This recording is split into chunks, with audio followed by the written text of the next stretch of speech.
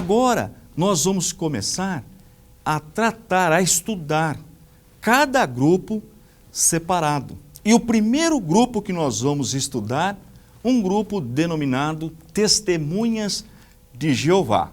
Primeiro eu quero dizer que nós amamos as Testemunhas de Jeová, respeitamos o trabalho das Testemunhas de Jeová, o trabalho que elas realizam de casa em casa, e nós acreditamos que quando as Testemunhas de Jeová saem pelas ruas de casa em casa, elas realmente, elas acreditam que estão prestando um serviço para Jeová.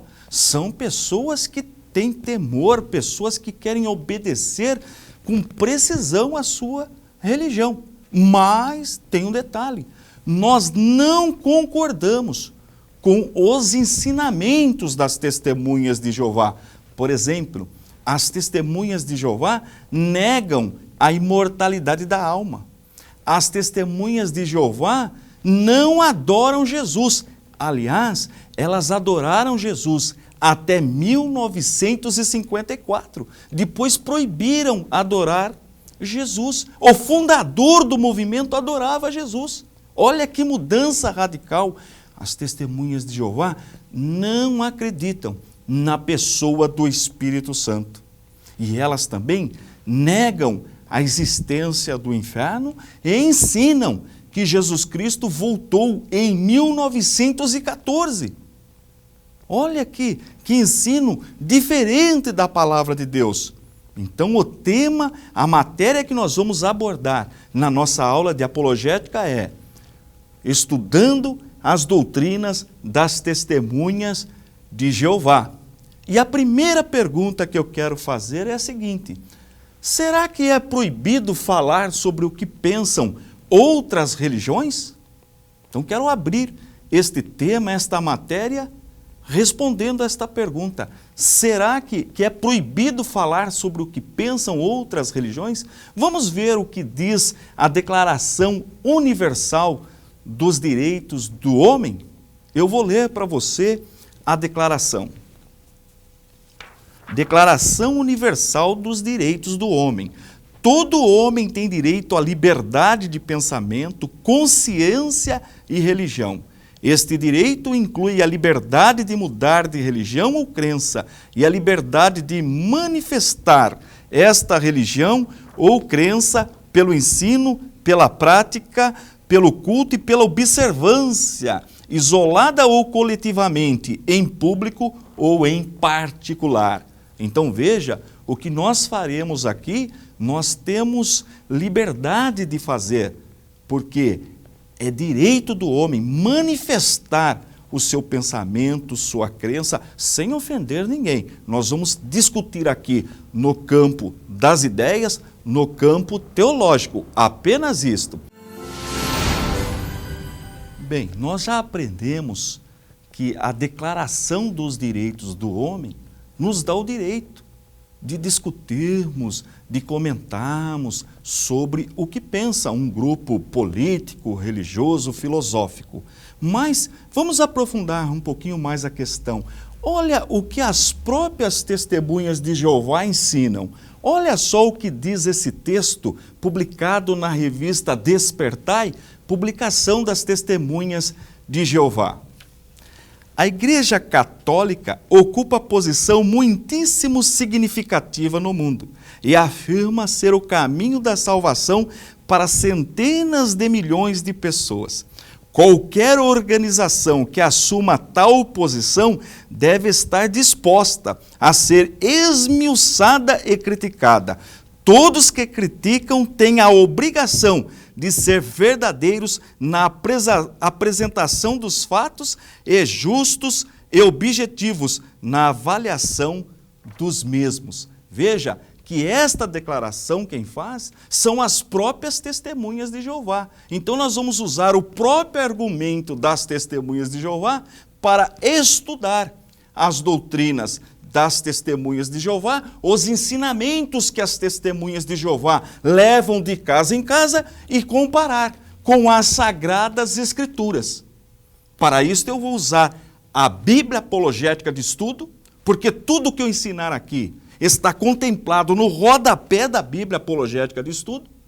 E você, se for testemunha de Jeová, pode conferir na sua literatura, porque nós extraímos de lá. Nós queremos ser verdadeiros nos fatos. Então nós amamos as testemunhas de Jeová, nós respeitamos o trabalho das testemunhas de Jeová, mas não concordamos no ensinamento, na doutrina que as testemunhas de Jeová levam de casa em casa. Na próxima aula, nós vamos conhecer quem fundou o movimento, o seu sucessor e se eles realmente foram homens, profetas de Deus. Tudo bem?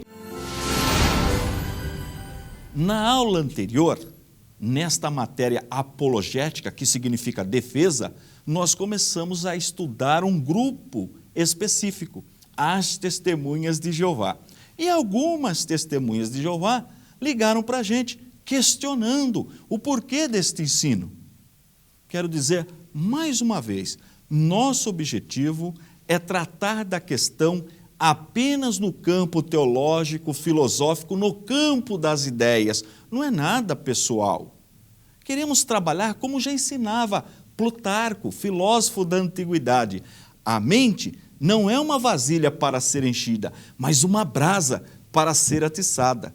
Nós queremos pegar os ensinos, aquilo que escreveram os fundadores do movimento, aquilo que eles ensinam de porta em porta, e comparar com a palavra de Deus. Apenas isso. E você vai decidir se é compatível ou não. O que as testemunhas de Jeová ensinam de porta em porta com a palavra de Deus. Apenas isto. E para isto, nós vamos utilizar a Bíblia Apologética de Estudo. Detalhe importante, todo grupo religioso tem um fundador, tem a época que ele surgiu. Por exemplo, o cristianismo, fundador, Jesus Cristo, mais ou menos 2000 anos, 2006 anos. Islamismo, Maomé. Budismo, Buda. Religiões, grupos religiosos mais recentes, por exemplo, Assembleia de Deus, Movimento Pentecostal, fundadores, Gunnar Wing, Daniel Berg, enfim, todo grupo tem o seu ou seus fundadores.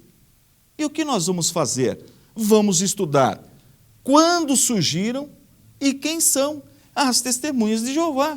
Quem é o fundador e quando ele nasceu, que época que começou o movimento. Acreditamos que isto não é ofensivo a ninguém. Pegue a sua Bíblia apologética, antes de nós entrarmos em quem foi o fundador, abra no 5º livro, Deuteronômio, no capítulo 18, eu quero ler os versículos 21 e 22. Encontrou?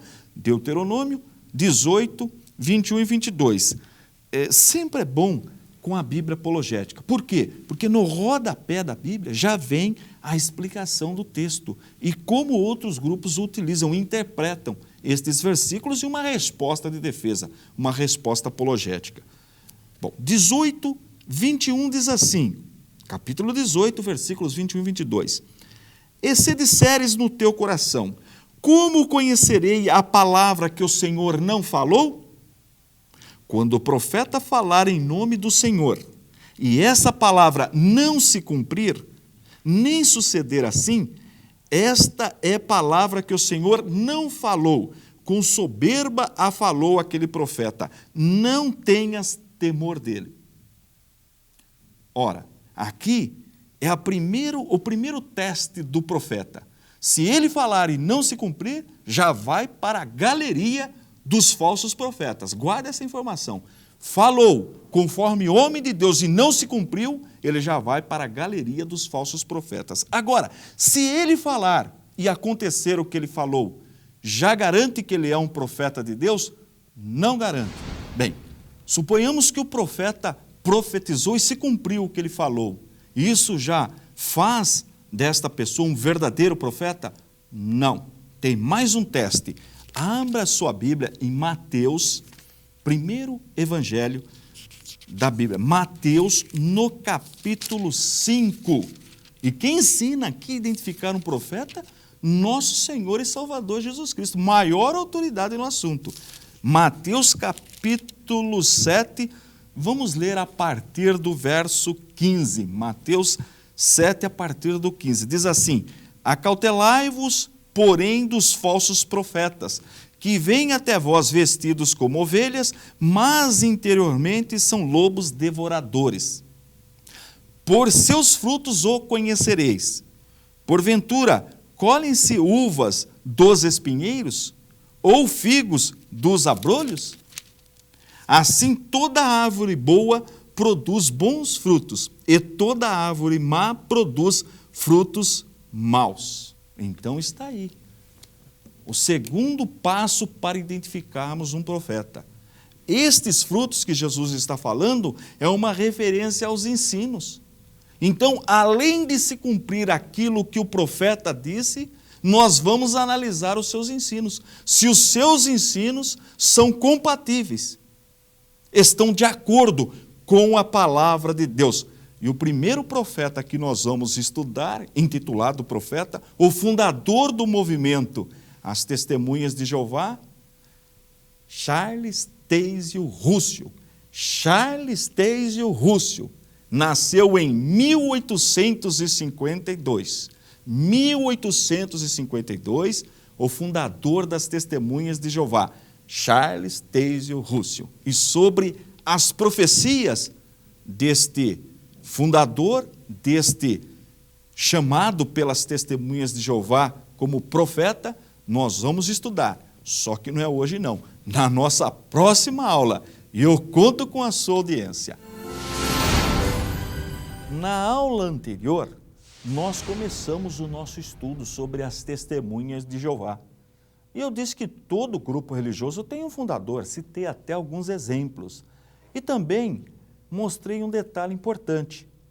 Como reconhecer se o profeta é realmente um profeta de Deus ou não, citando um texto de Deuteronômio, onde mostra que se o homem falar em nome de Deus, falar como profeta, e a profecia não se cumprir, este homem não é um profeta de Deus. Agora, cumprindo a profecia, faz dele realmente um profeta de Deus? Não necessariamente. Aí eu levei para o texto de Mateus, onde Jesus fala que nós conhecemos se a pessoa é um profeta, um homem de Deus, pelos seus frutos, pelos seus ensinos. Então vamos continuar aprendendo um pouquinho sobre Charles Taze Russell. Ele era filho de presbiterianos. Nós já aprendemos que ele nasceu no ano de 1852. Aí ele saiu da igreja presbiteriana, foi para a igreja congregacional. Dali ele saiu, foi para o adventismo do sétimo dia. E em 1872, Russell resolveu fundar o seu próprio movimento. Dali nascem as Testemunhas de Jeová. Veja que interessante, com 20 anos de idade, Russell então funda o movimento que nós conhecemos hoje como Testemunhas de Jeová. Agora, olha que detalhe interessante. Russell fez uma previsão de que Jesus voltaria em 1874. Então ele profetizou, ele escreveu que Jesus retornaria em 1874. Não aconteceu absolutamente nada. Aí ele refez os cálculos e disse que Jesus retornaria em 1914. Portanto, ele assumiu que errou em 40 anos. Falou, não, eu confundi os números, os cálculos, Jesus retorna, mas só em 1914. Chegou 1914, absolutamente nada aconteceu. Aí ele foi rever de novo os seus cálculos. Ele falou, não, eu cometi o erro de um ano. Jesus vai retornar em 1915. Também Jesus não retornou. Aí, novamente, o profeta, o fundador do movimento denominado Testemunhas de Jeová, refez os cálculos, falou, não, cometi um erro de 3 anos. Jesus vai voltar, mas na verdade é em 1918. Só que em 1916 ele morreu, mas chegou em 1918. Lógico que Jesus não retornou. Agora eu pergunto para você que está me assistindo, enquanto eu vou para o intervalo, o que a Bíblia fala do profeta? Quando o profeta fala e não se cumpre, ele é chamado o quê? Um falso profeta. Portanto, o fundador das Testemunhas de Jeová, Charles Taze Russell, está na galeria dos falsos profetas. Bem, nós aprendemos que o fundador do movimento As Testemunhas de Jeová foi Charles Taze Russell. E quando ele morreu, em 1916, o seu sucessor foi Joseph Rutherford. Joseph Rutherford assume a presidência do movimento em 1917. E ele resolveu refazer os cálculos de Russell. E chegou à conclusão que Jesus retornaria em 1925. E resolveu também publicar a sua profecia. Ele mandou imprimir 3.500.000 exemplares do livro que tinha o título como Milhões que Agora Vivem Jamais Morrerão. O ICP tem um exemplar deste livro. Milhões que agora vivem jamais morrerão. Em 30 línguas, 3.500.000 exemplares. Chegou a afirmar que os patriarcas iriam ressuscitar. Comprou até um palácio em San Diego, nos Estados Unidos, para receber os patriarcas. Porém, nada disto aconteceu. E o que a Bíblia ensina? Quando um homem falar, e falar em nome de Deus, e esta profecia não se cumprir, este homem é considerado um falso profeta. Portanto, o segundo presidente do movimento denominado Testemunhas de Jeová também está na galeria dos falsos profetas. Na aula que vem, nós vamos aprofundar mais um pouquinho sobre os ensinos deste movimento. E veja você, não existe no mundo uma pessoa sequer que tornou-se testemunha de Jeová lendo a palavra de Deus. Porque nós vamos aprender na aula que vem que os ensinos das testemunhas de Jeová não têm amparo na palavra de Deus. Na aula anterior, estudando as doutrinas, os ensinamentos das testemunhas de Jeová, eu disse que não existe no mundo uma pessoa sequer que tornou-se testemunha de Jeová lendo apenas a Bíblia. E por que eu disse isto? Porque as doutrinas ensinadas pelas testemunhas de Jeová não têm amparo bíblico. Ora, então como resolver a questão? As testemunhas de Jeová, o corpo governante, que é quem dá todas as diretrizes para as testemunhas de Jeová, da onde saem as doutrinas, resolveu então desenvolver a sua própria Bíblia, que eles chamam Tradução do Novo Mundo das Escrituras Sagradas, que seria a Bíblia das Testemunhas de Jeová. Na aula de hoje, nós vamos comparar o que diz a Tradução do Novo Mundo das Testemunhas de Jeová com a Bíblia que nós usamos na igreja, tanto a Bíblia católica como a Bíblia protestante. Então, se você tiver aí uma Bíblia na sua casa, de preferência apologética, porque tudo que eu vou falar aqui está detalhado no rodapé da Bíblia apologética, para que você possa perceber a diferença da tradução do Novo Mundo e da Bíblia que nós utilizamos. Vamos analisar. A matéria de hoje, tradução do Novo Mundo, é igual à Bíblia Sagrada? Esta é a aula de hoje, o assunto de hoje. Bem, vamos para o primeiro versículo da Bíblia. Lá nos primeiros versículos da Bíblia, abra Gênesis no capítulo 1. Vamos ler Gênesis, capítulo 1, versículo 2. Eu vou ler na tradução do Novo Mundo e você confira aí, na sua tradução. Olha só como as testemunhas de Jeová traduziram este versículo.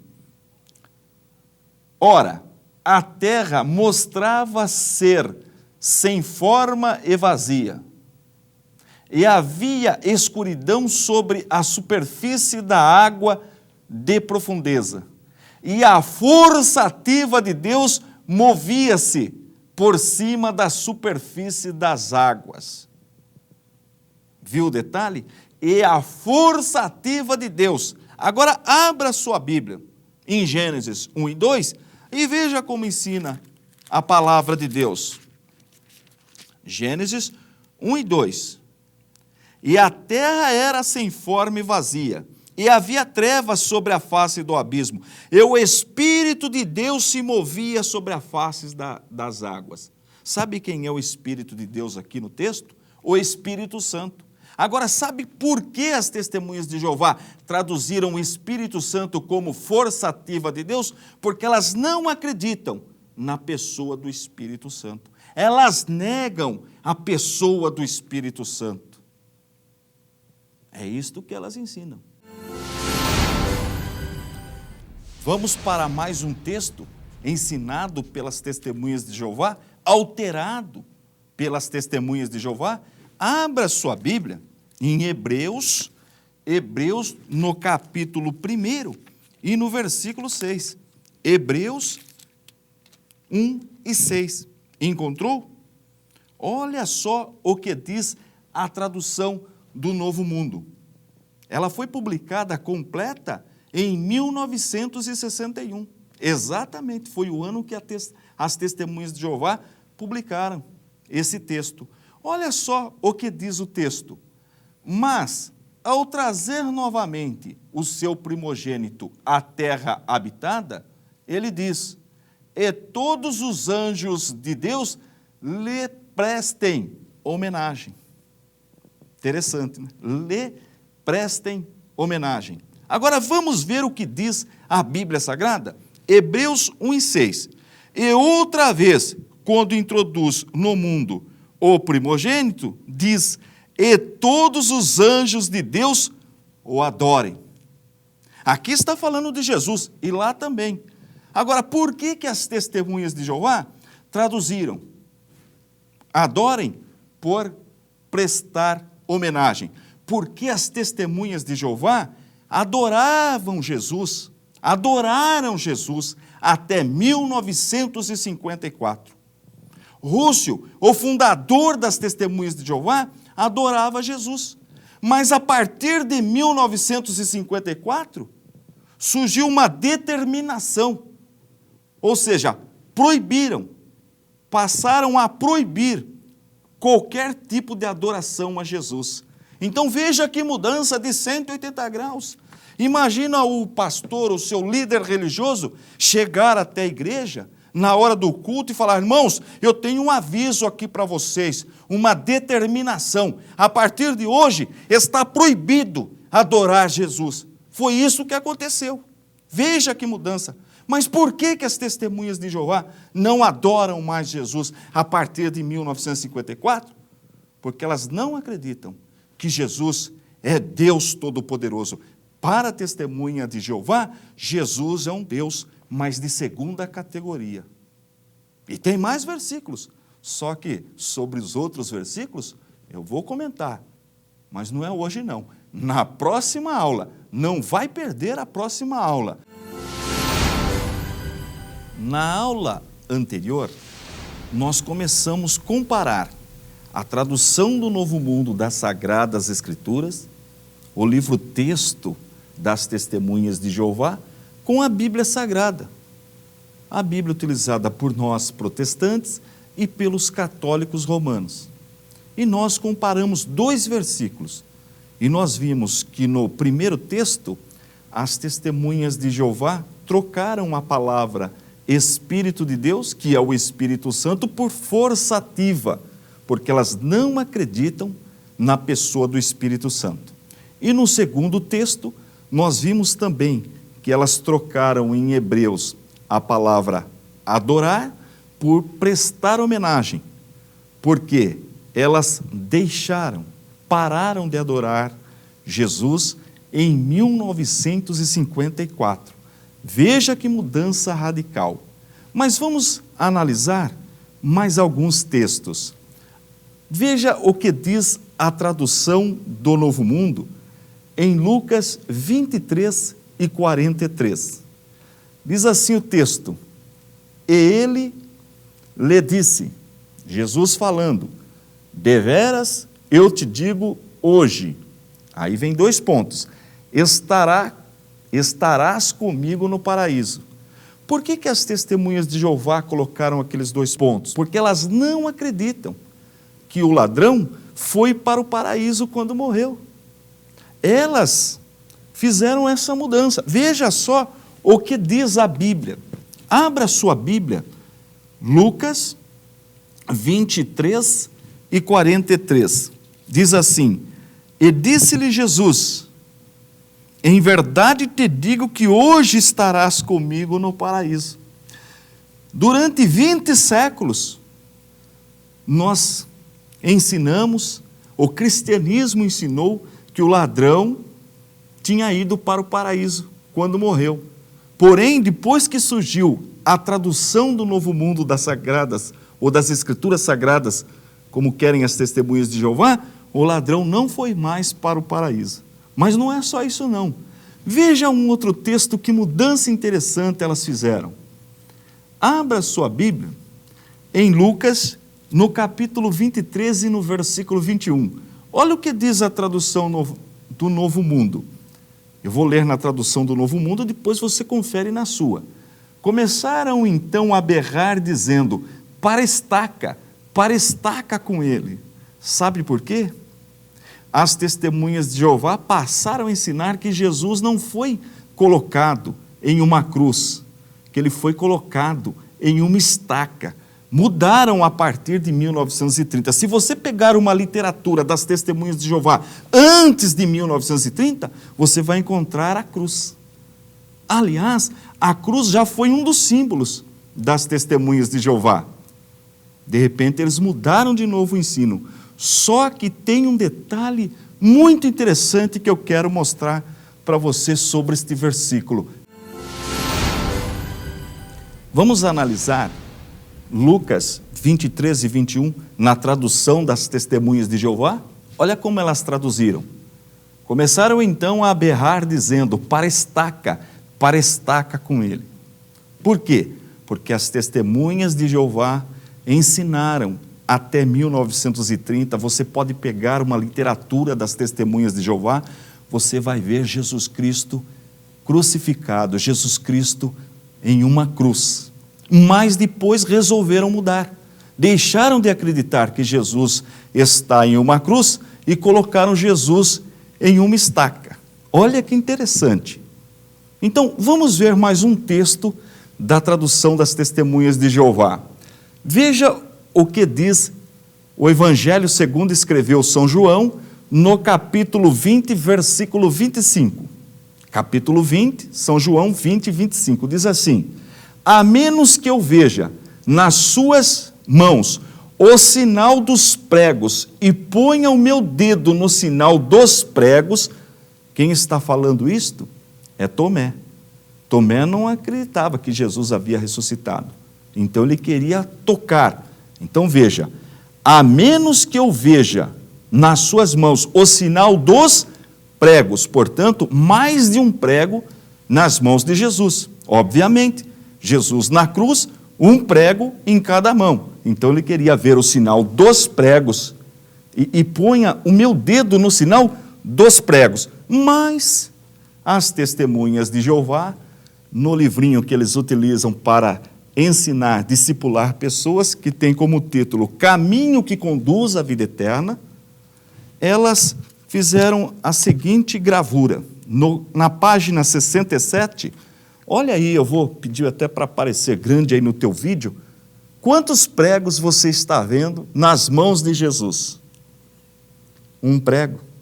Mas elas traduziram como pregos. A pergunta que eu faço para você, eu sei que você é uma pessoa inteligente, onde foi parar o outro prego?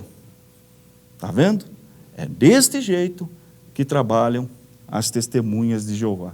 Veja que na sua própria literatura nós encontramos contradição.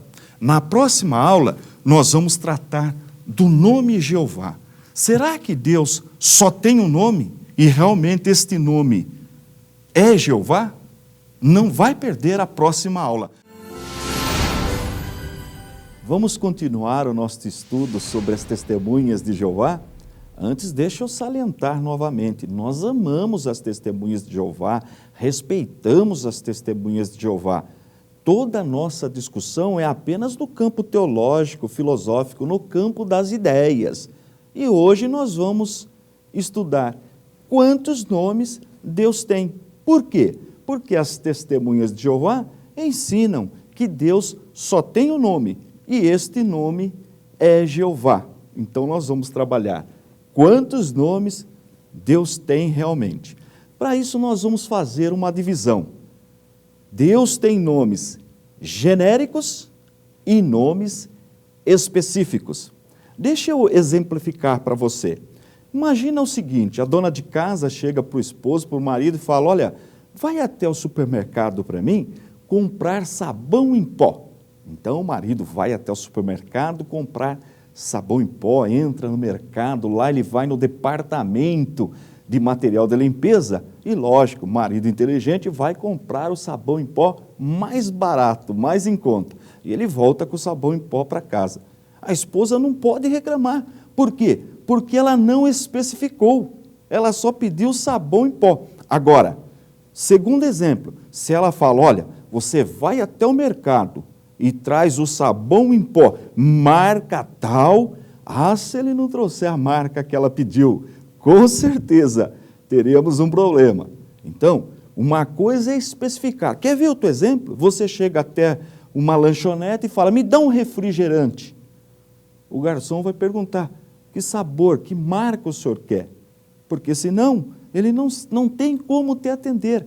Específico. Então nós temos, Deus tem nomes específicos, ou seja, nomes que são só utilizados para Deus, e tem nomes genéricos. Os nomes genéricos podem ser utilizados tanto para Deus como para outras divindades.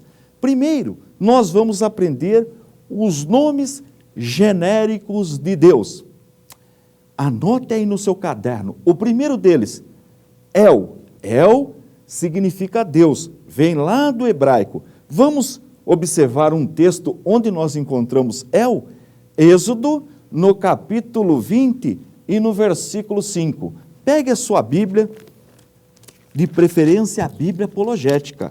Êxodo, capítulo 20, versículo 5. Já encontrou?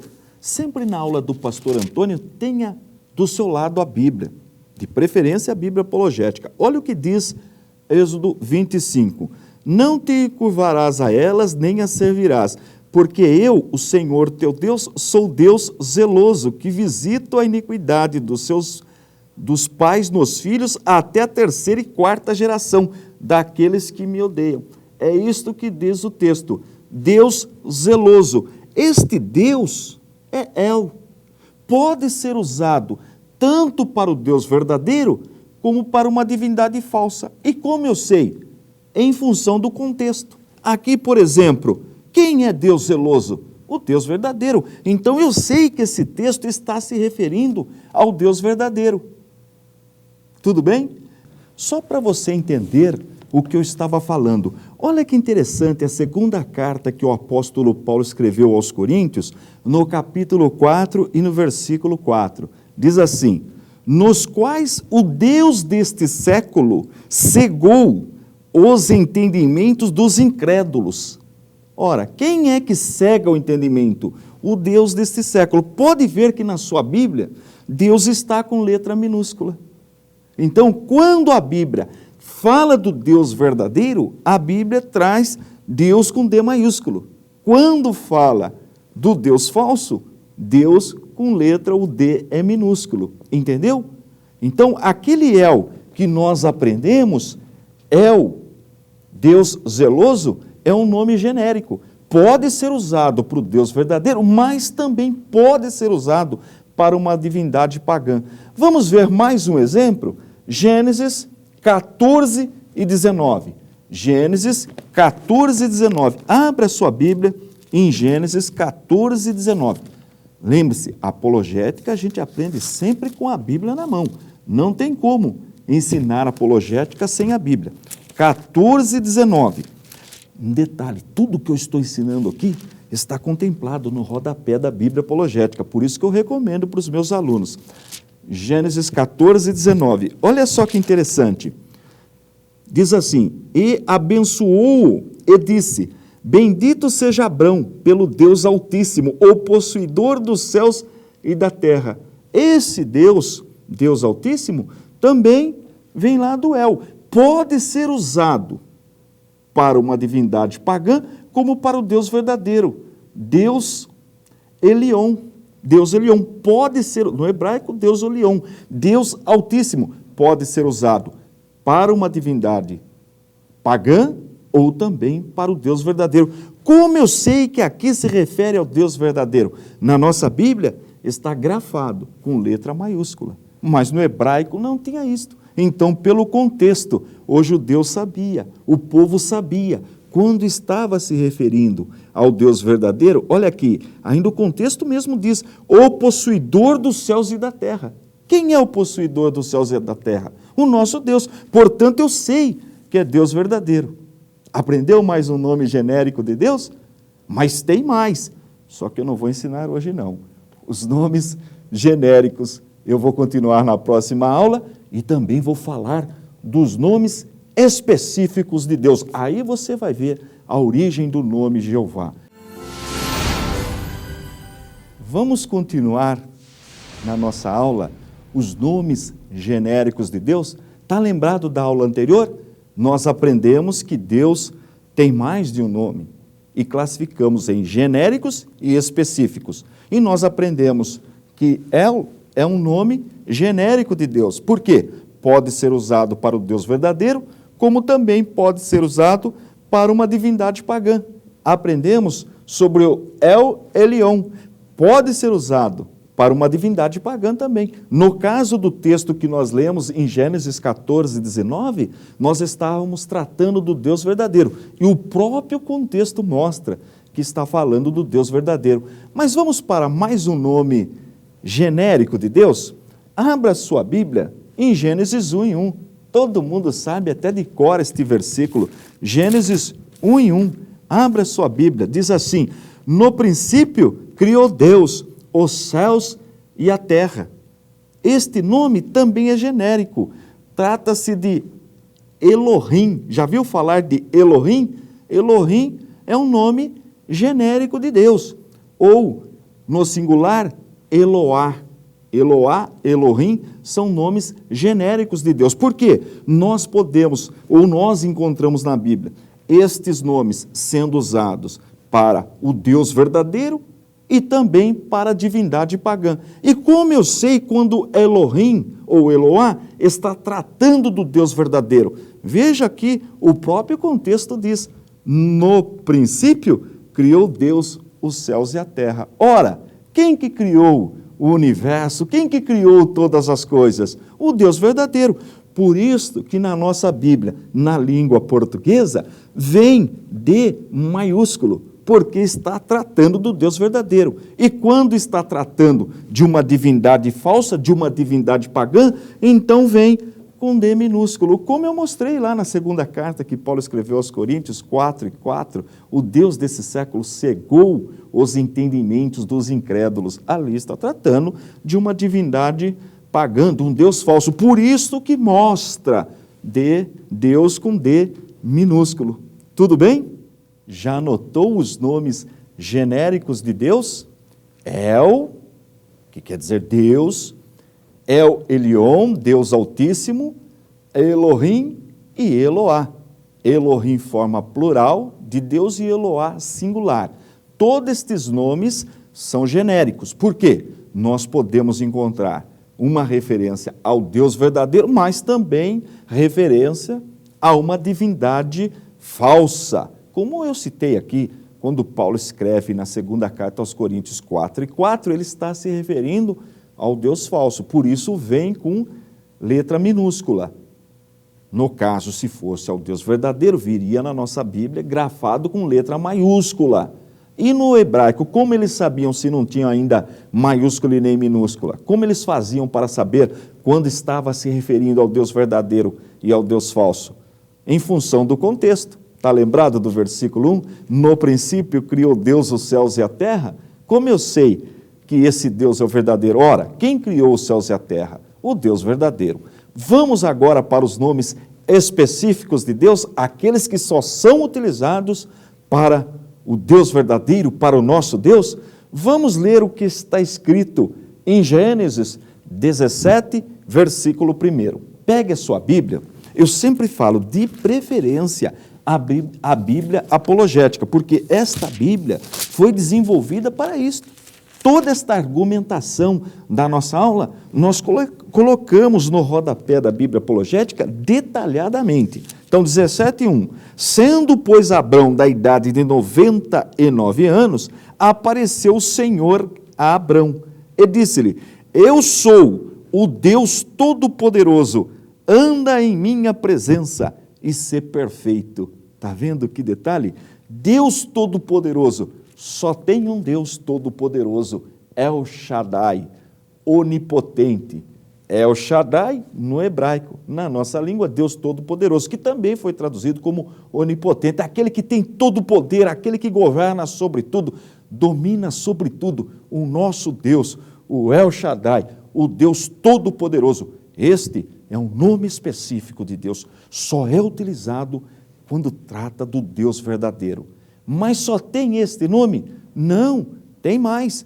Vamos ver o que a Bíblia fala no profeta Isaías, no capítulo 6, versículo 1. Isaías, capítulo 6, versículo 1. Profeta Isaías, pega aí na sua Bíblia, 6:1. No ano em que morreu o rei Uzias, eu vi também ao Senhor assentado sobre um alto e sublime trono, e o seu séquito enchia o templo. Está vendo esse Senhor? No hebraico, Adonai. Adonai é um nome específico de Deus. Mas aí você poderia perguntar, mas Adonai quer dizer Senhor. Senhor não é um pronome de tratamento? Acontece que no hebraico nós temos Adon e Adoni, para Senhor, para pessoa, para tratamento, e Adonai, na língua hebraica, é usado especificamente para tratar do Deus verdadeiro. Entendeu? Se você estiver em Israel, for cumprimentar uma pessoa, você não fala Adonai para aquela pessoa, você fala Adon ou Adoni. Adonai só para o Deus verdadeiro. Portanto, Adonai também é um nome específico de Deus. E eu sei, e na nossa Bíblia nós grafamos com letras maiúsculas, porque nós sabemos que é uma referência ao Deus verdadeiro. Gente, falta ainda falar do nome Jeová, só que eu não vou falar hoje não, fica para a próxima aula. Vamos continuar o nosso estudo sobre os ensinamentos das testemunhas de Jeová. Lembrando que toda a nossa discussão aqui é no campo das ideias, no campo teológico e filosófico, apenas isto. Eu sempre faço questão de salientar este detalhe. Bem, no tópico anterior, o assunto que nós estamos tratando tem como tema quantos nomes Deus tem. Por quê? As testemunhas de Jeová, na década de 20, 30, até a década de 30, elas ensinavam que Deus tem mais de um nome. Elas reconheciam que Deus tem mais de um nome, que o único nome de Deus não é somente Jeová. Mas depois resolveram mudar o ensino de novo. Aliás, se existe um grupo religioso que sempre está mudando os seus ensinos, são as testemunhas de Jeová. E tudo que eu estou falando, que elas ensinavam que Deus tem mais de um nome, nós temos esta literatura, nós temos estes livros lá no ICP, no Instituto Cristão de Pesquisas. Nós temos como provar o que nós estamos falando. Bem, e para mostrar que Deus tem mais de um nome, nós aprendemos nas aulas anteriores e classificamos em nomes genéricos e nomes específicos. Os nomes genéricos, nós ensinamos El, quer dizer Deus, El Elyon, Deus Altíssimo, pode ser usado para Deus, mas também o Elyon para autoridades humanas, e Eloá, que é o singular de Elohim. Elohim é forma plural de Eloá, que também quer dizer Deus. Então estes são os nomes genéricos de Deus. E aprendemos também os nomes específicos. O primeiro deles, El Shaddai, que quer dizer Deus Todo-Poderoso. Este nome é usado somente para Deus. Só tem um Deus, El Shaddai, o Deus Todo-Poderoso, que foi traduzido como onipotente. Este nome só é usado para Deus. E aprendemos também o Adonai. Adonai, embora signifique na nossa língua Senhor, esse Adonai no hebraico, ele é usado só para Deus. Só o nosso Deus é Senhor, é Adonai. Porque na língua hebraica, o pronome de tratamento para pessoas é diferente. É Adon ou Adoni. Adonai significa Senhor, mas é só utilizado para Deus. Portanto, também é um nome específico de Deus. Agora falta o último nome específico de Deus. O último nome que nós precisamos aprender, nome específico de Deus, é o tetragrama. Escreva aí no seu caderno, tetragrama. Tetra, 4, vem do grego, grama, letra, as 4 letras, ou seja, as 4 consoantes, o Y, o H, o W e o H. Escreva como está aparecendo ali na sua tela. Escreva tetragrama, Y, H, W e H. Por que eu estou falando isso? Porque lá no hebraico antigo, na língua original do Antigo Testamento, eles não tinham ainda as vogais, o A, E, I, O, U. E eles usavam só as consoantes. Olha que interessante. E como eles guardavam a pronúncia? Decoravam. Veja, por exemplo, o meu nome. Meu nome, Antônio. Se nós tirarmos as vogais de Antônio, fica NTN. Mas como você saberia, vendo aquelas 3 consoantes, que é o meu nome, que ali forma o meu nome? Simples. Você já sabe que o meu nome é Antônio. Então, ao olhar para aquelas 3 consoantes NTN, você já deduziria, é o nome do Antônio, quer dizer, porque você já teria decorado. Da mesma forma, acontecia lá no Antigo Testamento. O povo judeu, quando olhava para o Y, para o HWH, já sabia que era o nome de Deus. Acontece que no período interbíblico, eles pararam de pronunciar, pelo menos neste período, eles não pronunciavam mais o nome de Deus.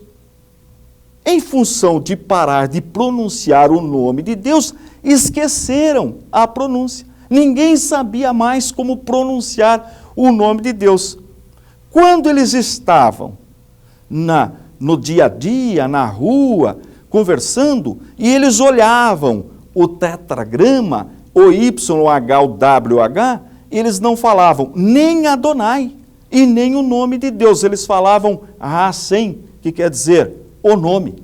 Hashem, no hebraico, o nome.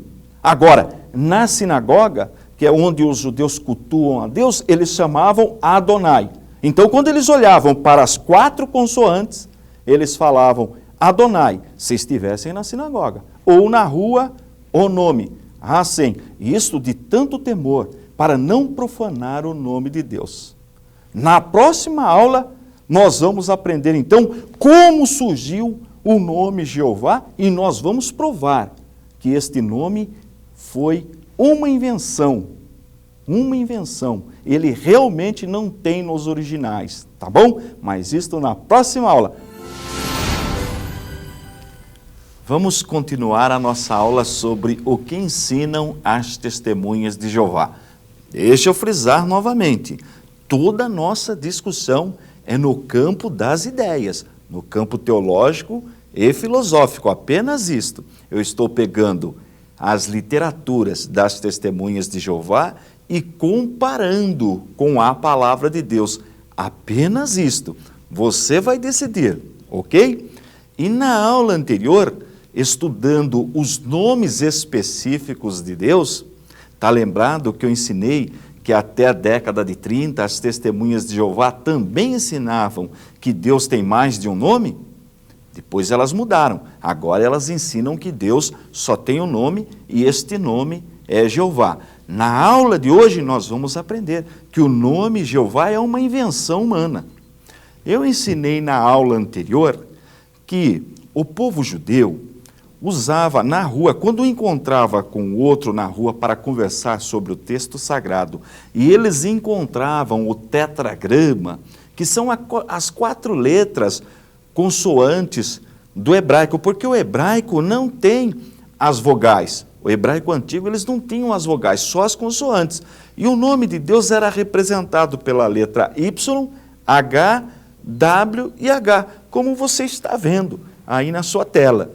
Então veja, quando eles encontravam, um amigo encontrava com outro na rua e viam aquelas 4 letrinhas, o YH e o WH, eles falavam Hashem, que na nossa língua quer dizer o nome, de tanta reverência que eles tinham, medo de profanar o nome de Deus. Quando eles estavam na sinagoga é onde eles adoram, é o templo, onde eles buscam a Deus, adoram, estudam a palavra de Deus. Lá eles falavam Adonai. Quando eles encontravam o tetragrama, as 4 letrinhas, o YH, o WH, eles falavam Adonai. Adonai quer dizer Senhor. Lembra que no hebraico, Adonai só é falado para Deus, especificamente para Deus, porque para pessoas eles usam como pronome de tratamento Adon ou Adone. Bom, muito bem. Mais ou menos no 9º século, os rabinos desenvolveram, para facilitar o aprendizado da língua hebraica, as vogais, que são alguns sinais que eles colocam em torno da consoante, para dar o som, para ensinar o hebraico. Depois que a pessoa aprende, não precisa mais. Então eles desenvolveram as vogais.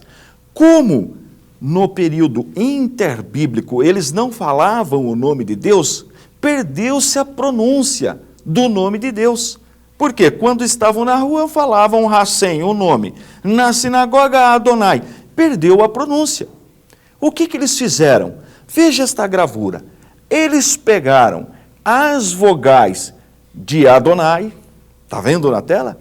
Pegaram as vogais de Adonai e transportaram para as 4 consoantes que representavam o nome de Deus, o tetragrama, o YH, o WH. Sabe o que aconteceu? Eu vou falar, mas não é agora não. Vamos voltar na nossa aula? Olha para a nossa tela. Os rabinos desenvolveram as vogais e colocaram na língua hebraica. Não dava para colocar no tetragrama, no Y, no H, no WH, porque perderam a pronúncia. Então o que eles fizeram? Pegaram as vogais de Adonai e colocaram nas 4 consoantes. No Y, no H, no W e no H. Desta fusão surgiu a pronúncia Iová. E os reformadores, a partir de 1520, começaram a divulgar este nome, Iová, que chegou na nossa língua como Jeová. Viu que interessante? Conclusão. O nome Jeová é uma invenção. Aí alguém poderia perguntar, mas pastor Antônio, então é pecado falar Jeová? É errado falar Jeová? Lógico que não, porque ficou convencionado. Então nós podemos falar Jeová. Todo mundo sabe que ao falar Jeová está se referindo ao Deus verdadeiro. Agora, falar que Deus só tem um nome, e este nome é Jeová, não é verdade. Deus tem mais de um nome, e um dos nomes dele convencionou-se nesta montagem a falar Jeová. Portanto, não existe mal nenhum você falar Jeová. O que não pode, vou repetir, é falar que Deus só tem um nome e este nome é Jeová. Porque o nome Jeová é uma invenção humana e passou a ser divulgado pelos reformadores a partir de 1520.